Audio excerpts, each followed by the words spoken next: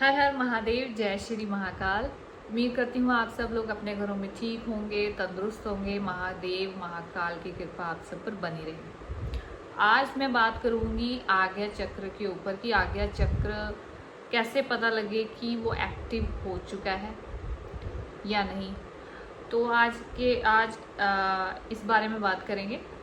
तो टॉपिक शुरू करने से पहले फिर से मैं रिक्वेस्ट करूँगी, आप सबको बताइए, आप लोग फैमिली की तरह है। जो लोग मेरी वीडियोस को देखते हैं उनसे भी मैं रिक्वेस्ट करती हूँ कि आप लोग मेरी वीडियोस को तो देखते ज़रूर हैं, प्लीज़ सब्सक्राइब कर दिया कीजिए चैनल, ताकि मैं जो है और वीडियोस जो है अच्छी अच्छी वीडियोस लेके आ सकूं। और कमेंट सेक्शन में ज़रूर बता दीजिएगा कि किस टॉपिक पर वीडियो हो, ताकि मैं उस टॉपिक पे वीडियो बनाऊं। और आप जितना हो सके मैक्सिमम आप ज़्यादा से ज़्यादा वीडियो शेयर किया कीजिए, ताकि और लोगों के जीवन में अच्छे बदलाव आ सकें। और जल्दी से इस वीडियो को लाइक कर दीजिएगा और चैनल को सब्सक्राइब कर दीजिएगा। तो शुरू करते हैं टॉपिक। देखिए कि आज्ञा चक्र एक्टिव हो चुका है नहीं, उसके बारे में कैसे पता लगे हमें। देखिए, जब हमारा आज्ञा चक्र, छठा चक्र जिसे हम बोलते हैं, ये छठा चक्र इसे कहा जाता है। तो जब हम ध्यान लगाते हैं तो ध्यान लगाते वक्त क्या होता है कि जब आहिस्ता आहिस्ता जब हमारा टाइम बढ़ता जाता है, जिस उनको 4-5 महीने या 6 महीने होने लग पड़ते हैं, और बहुत ज़्यादा अगर वो साधना में टाइम देते हैं, ये टाइम पे डिपेंड करता है कि आप कितना ज़्यादा टाइम देते हैं, है ना, मेडिटेशन में। तो जितना आप ज़्यादा टाइम देंगे उससे उससे क्या होगा कि हमारी कुंडलिनी जागृत हो जाती है, और कुंडलिनी के चक्र जो है एक्टिव होने शुरू हो जाते हैं, चक्र जागृत होने शुरू होते हैं। जैसे जैसे एक्टिव होने शुरू हो जाते हैं तो उनके अलग अलग कलर होते हैं। जैसे मूलाधार है, फॉर एग्जाम्पल के तौर पे मूलाधार चक्र जो सबसे निचला फर्स्ट चक्र माना जाता है, जो जड़ है, जिसका मूल नाम ही उसका नाम रखा गया, मूल कहने का मतलब जो जड़ है, जहाँ से हमारी कुंडलिनी एक्टिव होती है, जागृत होता है, फर्स्ट चक्र जागृत होता है, तो उसका रंग लाल होता है। इसी तरीके से जो हमारा छठा चक्र है, इसका रंग हम मान लीजिएगा ब्लू रंग का होता है, हल्का सा थोड़ा सा बैंगनी टाइप, ब्लू ही आप बोल सकते हैं। वो हमें कैसा पता चले कि चक्र एक्टिव हो चुका है नहीं। काफ़ी जो मेरे सब्सक्राइबर हैं, ध्यान देने वाली बात है, आप ध्यान से सुनिएगा। कमेंट सेक्शन में वो बोलते हैं कि कैसे पता लगे कि कुंडलिनी जागृत हो गई है, चक्र जागृत हो गए हैं, हमने चेक करवाना है थर्ड आई ओपन हुई है नहीं हुई है। देखिए, आपको किसी से भी चेक करवाने की ज़रूरत नहीं है, आप खुद से जो है अनुभव कर सकते हैं। उसके बारे में मैं आपको बताने लगी हूँ, ठीक है। हाँ, जो अनुभूतियाँ जो होती हैं जब हम भगवत मार्ग में तुरते हैं, वो अनुभूतियाँ अलग चीज़ है। उस चीज़ों के बारे में हमें शेयर किसी से भी नहीं करना चाहिए। ये जो चक्र एक्टिव होते हैं, ये कैसे पता लगे कि एक्टिव हो चुके हैं, इसके बारे में मैं आपको बता सकती हूँ। ये आपको खुद ब खुद पता लग जाएगा। इनके अलग अलग रंग होते हैं। ये अलग अलग रंग जो है, हम जब आंखें बंद करते हैं, ध्यान लगाते हैं, तो ये हमें अलग अलग रंग दिखाई देते हैं। इससे पता लगता है कि हमारे जो चक्र जो है वो एक्टिव हो रहे हैं।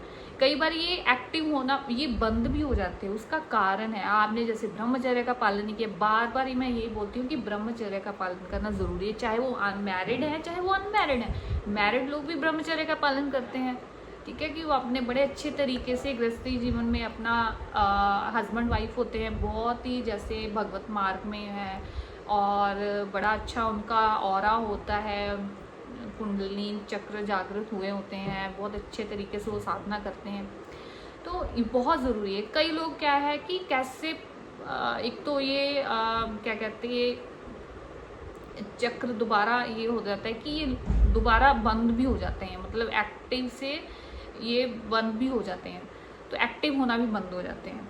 उसका भी कारण है, जैसे हमने गलत खा भी लिया, तमोगुण गुणी है ना, हमारे अंदर तमोगुण ज़्यादा है, बहुत ज़्यादा सोना, तो साधना ज़्यादा नहीं करनी, जब टाइम लगा नहीं कर लिया फिर अगले दिन छोड़ दिया, तो ऐसे ही नहीं होता। तो गलत जैसे गलत आचरण है ना, गलत कुछ देख लिया, गलत सुन लिया, गलत किसी को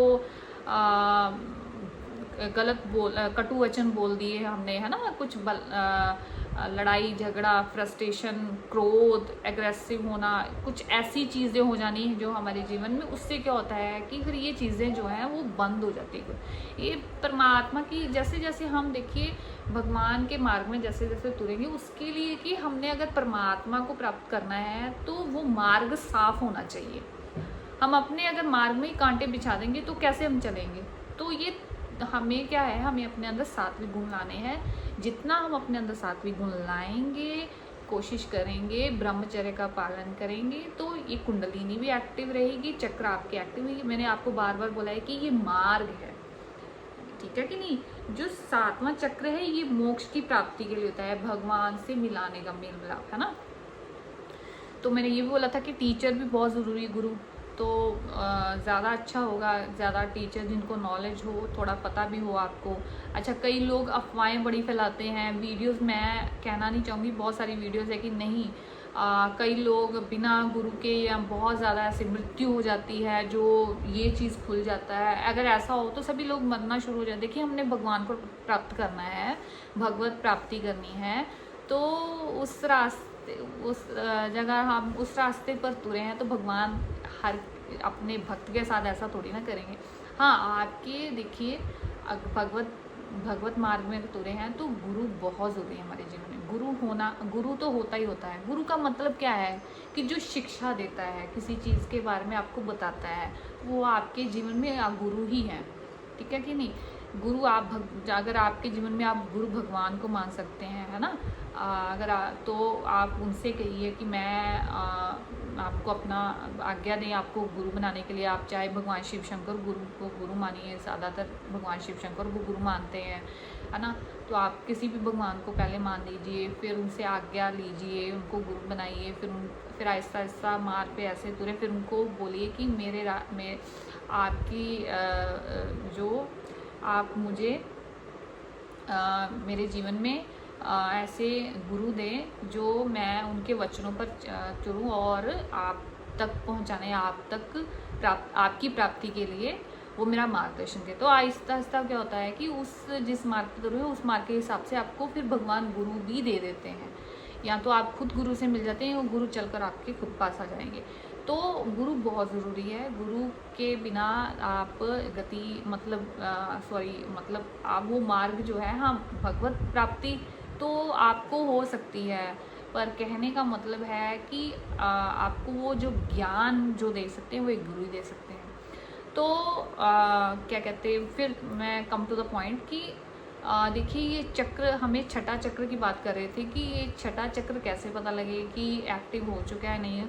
इसमें क्या है कि हमें ब्लू रंग नज़र आना शुरू हो जाता है, हम आँखें बंद करते हैं तो आपको देखना कि आप ध्यान देना, अब में बहुत तरह तरह के रंग दिखाई देते हैं, येलो, रेड, ग्रीन, है ना। जैसे मन का जो चक्र होता है वो आई थिंक मेरे ख्याल से ग्रीन कलर का होता है, गले का ये जो विशुद्धि चक्र बोलते हैं, फिर ये मतलब ये कलर आ गया, इसका ब्लू कलर हो गया, फिर सहस्त्रार चक्र, ठीक है कि नहीं। सबके अलग अलग कलर होते हैं। तो जैसे ही आप करेंगे तो आपको कैसे पता लगेगा कि आज्ञा चक्र जो है वो एक्टिव हो चुका है। एक तो आपको ब्लू कलर दिखना शुरू हो जाएगा, आपको ब्लू कलर दिखेगा, समझ लीजिए कि आपका ये थर्ड आई आज्ञा चक्र ये एक्टिव हो रहा है, ठीक है, पहले नंबर। दूसरे नंबर पे ये है कि आपको यहाँ पे गुदगुदी होनी शुरू हो जाएगी, आपको ऐसे लगेगा कि यहाँ पे कीड़ी सी तुड़ रही है, आपको एक जैसे खिंचाव महसूस होगा। बार बार आप अगर जैसे चलते तुरते फिरते भी अगर मान लीजिए आप नाम जब तो चल रहा है आपके अंदर, लेकिन आपके ना जहाँ कहीं भी देखेंगे आपके यहाँ पे ना खिंचाव महसूस होगा, बहुत ज़्यादा खिंचाव महसूस होगा। आपको ऐसे लगेगा जैसे अंदर कुछ यहाँ पे तुर रहा है। कई बार आपको हेडेक भी होगी, तो ये मोस्टली होता ही होता है, तो इसमें घबराने की ज़रूरत नहीं है। समझ लीजिए कि आपका जो है आज्ञा चक्र एक्टिव हो चुका है। तो कई बार आपको इंटरनली भी कुछ चीज़ें आपको यहाँ पे दिखाई देंगी, यहाँ पे कुछ महसूस होगा। जब भी आप मेडिटेशन करेंगे तो आप खुद महसूस करेंगे आप, ठीक है कि नहीं। ऐसे लगेगा कि यहाँ पे ऐसे कुछ जैसे तुर रहा है, फिर ये चीज़ आपको उभरी उभरी हुई लगेगी, आपको खुद खुद फील होगा, ठीक है कि नहीं। तो बहुत सारी चीज़ें हैं, गुदगुदी होना, ठीक है कि नहीं। तो बार बार ऐसे लगेगा कि नहीं अब भी, और इतना ज़्यादा खिंचाव होगा कि ऐसे लगेगा कि ये चीज़ अब भी ऐसे कुछ यहाँ पे कुछ ऐसे कुछ निकलना शुरू हो जाएगा, ये चीज़ ऐसे खुल जाएगी, ऐसे आपको फील होगा। तो कहने का मतलब है कि ये जो है आज्ञा चक्र के एक्टिव होने के ये जो कारण है मैंने आपको बता दिए। जो शुरू के साधक हैं उनका सिर दर्द होना लाजमी है। हाँ, जिनके बहुत ज़्यादा देर भी हो चुकी है, क्योंकि बहुत ज़्यादा जब हम साधना करते हैं तो वो होता ही होता है, सिर दर्द होना ज़रूरी है, क्योंकि जो हमारे अंदर की जितनी भी नेगेटिव चीज़ें हैं वो इकट्ठी होकर हमारे यहाँ से या क्योंकि हमारा ब्रेन 24 घंटे चलता रहता है, तो सारी गंदगी जो चीज़ें गलत सही सब यहाँ पे भरा पड़ा है। तो जब हम इस पे ध्यान लगाएंगे, इसको ज़्यादा हम काम पे लगाएंगे, तो ये तो हेड दर्द होगा ही दर्द होगा। तो इसके सर दर्द होने का मतलब ये है कि आपकी साधना अच्छी है, ध्यान आपका अच्छा लग रहा है। तो मैंने एक बात का ध्यान ज़रूर रखिएगा, मैंने फिर से कहा है कि हमने इन चीज़ों को ओपन करना है, ना कि इन चीज़ों में पढ़ना है। हमने किसको प्राप्त करना है? हमने भगवान को प्राप्त करना है ना, भगवान से मिलना है। तो ये मार्ग है। तो आज मैंने आज्ञा चक्र के बारे में बताया कि कैसे पता लगता है कि आज्ञा चक्र हमारा एक्टिव हो रहा है, ठीक है कि नहीं।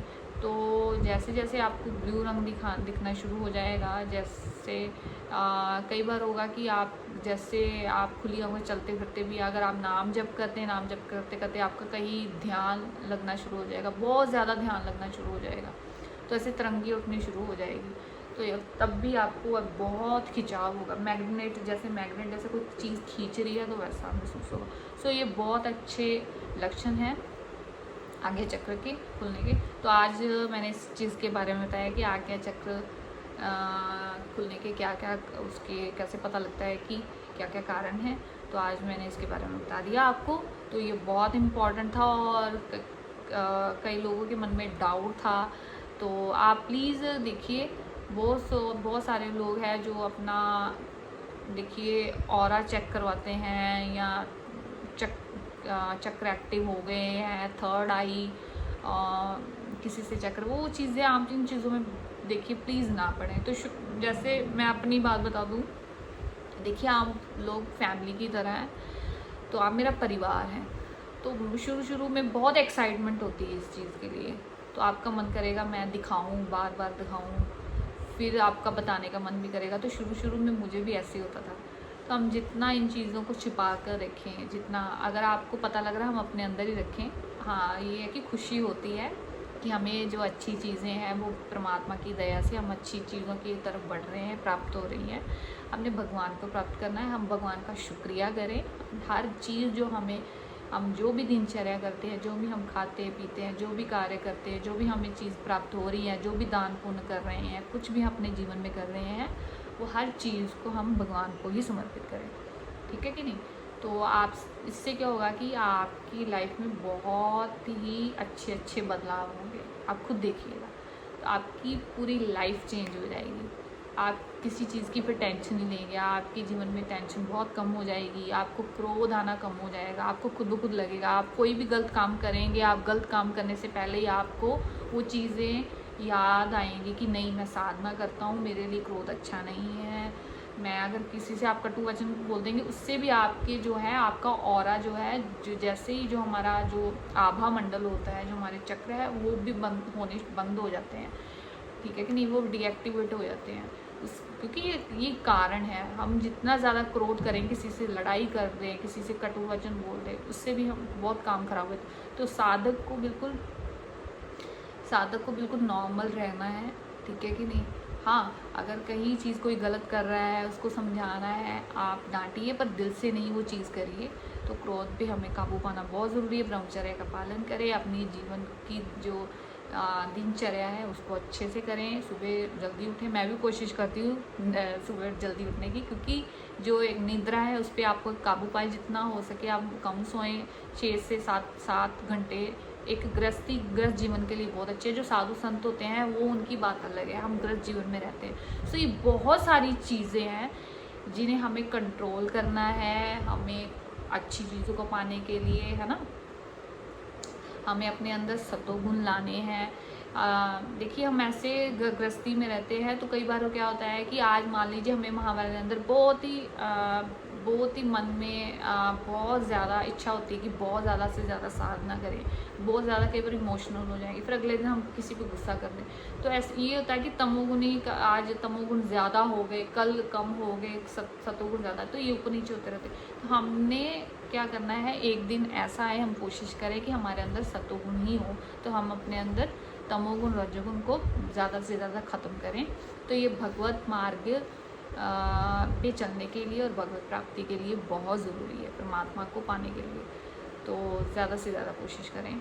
तो आज का ये टॉपिक था आज्ञा चक्र। तो आपको ये टॉपिक कैसा लगा, प्लीज़ इस वीडियो को ज़्यादा से ज़्यादा शेयर करें। और मैं आपको एक खुशी की बात बता दूँ, मुझे अच्छा लग रहा है, मेरे 700 सब्सक्राइबर हो चुके हैं आप लोगों की कृपा से, भगवान की कृपा से। इसी तरीके से आप अपना प्यार देते रहिएगा और प्लीज़ ज़्यादा से ज़्यादा वीडियो को शेयर करते रहिएगा। और कमेंट सेक्शन में ज़रूर बताएं कि अगला टॉपिक किस चीज़ के ऊपर अगला टॉपिक होना चाहिए। हर हर महादेव, जय श्री माँ का।